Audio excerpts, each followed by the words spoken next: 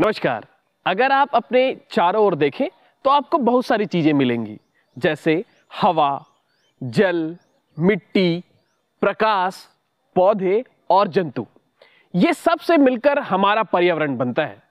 पर्यावरण के अगर हम वर्गीकरण की बात करें तो मुख्यतः पर्यावरण को दो भागों में वर्गीकृत किया जाता है, सजीव और निर्जीव, लिविंग कंपोनेंट और नॉन लिविंग कंपोनेंट। अगर इनमें से किसी भी एक चीज की अनुपस्थिति हमारे जीवन से हो जाए तो पर्यावरण असंतुलित हो जाएगा, पर्यावरण बिगड़ जाएगा। इसलिए यह हमारे विद्यालय के पाठ्यक्रम में भी होता है। आज हम क्लास 6 to 8 के सिलेबस के बारे में बात करेंगे, जिसमें शिक्षक के साथ साथ छात्रों को भी कठिनाई का सामना करना पड़ता है। शिक्षकों को समझाने में कठिनाई आती है और छात्रों को समझने में कठिनाई आती है।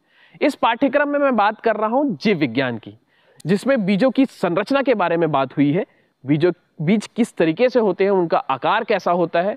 इसमें पौधों के वर्गीकरण के बारे में बात हुई है कि हर्ब्स क्या होते हैं, श्रब्स क्या होते हैं, क्लिम्बर कैसा होता है, क्रीपर कैसा होता है, किसके तने कोमल होते हैं, किसका तना कठोर होता है, कौन एक वर्षीय पौधा होता है, कौन एक वर्ष से ज्यादा दिनों तक जीवित रहता है, कौन बहुत सालों तक जीवित रहता है। ये सारे आपके सिलेबस में मेंशन है। इसके साथ साथ अगर हम बात करें तो पौधों के विभिन्न प्रकार का जो वर्गीकरण है वो भी इस सिलेबस में दिया हुआ है कि पौधे के अलग अलग भाग, जैसे जड़ों की संरचना, जड़ कितने तरीके के होते हैं।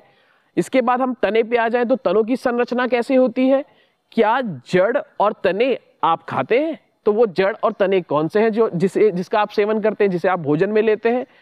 जड़ तनों के साथ साथ पत्तियों के बारे में हमारे सिलेबस में है, पत्तियों की संरचना के बारे में है, बर्ड्स के बारे में है, फ्लावर्स के बारे में है और फल के बारे में है। ये सब कुछ आपके पाठ्यक्रम में है। अगर आप इसे बुक से अगर बच्चों को समझाने जाते हैं तो कहीं ना कहीं आपको भी कठिनाई होती है, शिक्षकों की अगर मैं बात करूं, और छात्रों को भी परेशानी होती है। इसीलिए इस पाठ्यक्रम को समझाने के लिए आप अपने स्कूल में एक किचन गार्डन बना सकते हैं। 8x6 हम लोगों ने निर्धारित किया हुआ है और इस 8x6 में हम हर एक प्रकार के पौधे लगाने वाले हैं। जब बच्चे बीज से अंकुरित होते हुए पौधे को देखेंगे तो उनके लिए बहुत रोचक होगा। जब स्टूडेंट अपने संवेदी अंगों का यूज करेंगे, पौधों को देखेंगे, स्पर्श करेंगे, सूंघेंगे और चक्कर देखेंगे तो उन्हें ये बहुत रोचक लगेगा और उनके मेमोरी में ये बहुत दिन तक रहेगा।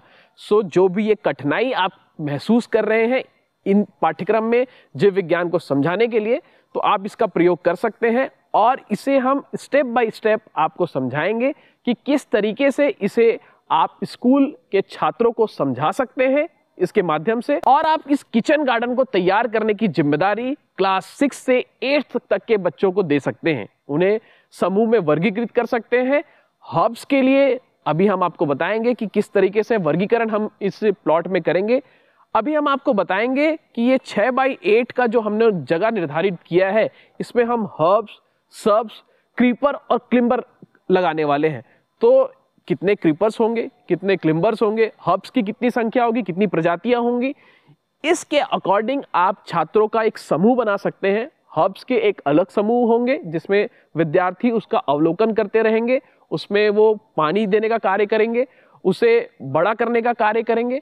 उसी तरीके से हर्ब, श्रब्स, क्लिम्बर, क्रीपर सारे पौधों में अलग अलग समूह बच्चों का कार्य करेगा।